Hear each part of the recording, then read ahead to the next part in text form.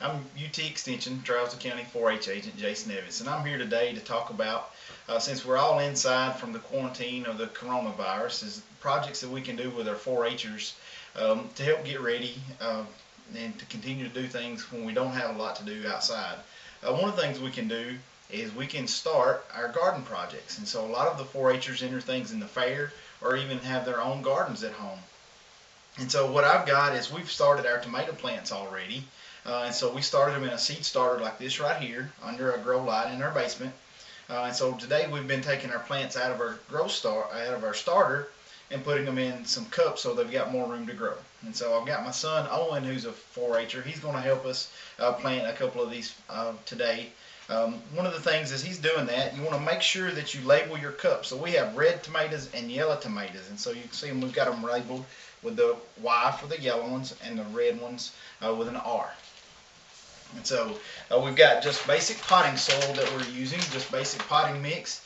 We started them with the little peat starters in our starter kit. Now we're moving them over to a cup and just using basic potting soil. So you can buy that at any of your local stores. It's not a big deal. And what kind you use. And so one of the things, you need to make sure that your plants do have plenty of light though, because that's the struggle that we've had, is trying to get enough lights for our plants in the basement so they don't get too leggy.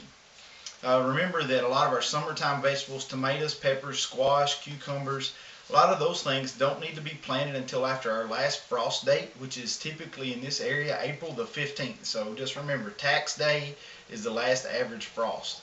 A lot of your cool season vegetables, cabbage, onions, some of those things can be planted sooner than that, because the temperatures of 32 degrees doesn't really affect those. They can handle a light freeze and still be okay. And then remember, is lots of plants don't have to be started indoors. Squash, cucumbers, watermelons, cantaloupe, a lot of your bigger seeded items, beans and corn included, they can be seeded directly in the ground after that last frost date. But things like tomatoes and peppers, and even some small seeded vegetables like cabbage, they all do better when we start those indoors for a few weeks and then transfer them outside. Tomatoes and peppers should be started 6 to 8 weeks before we go on a transplant outside. Cabbage and those things are about 2 to 3 weeks.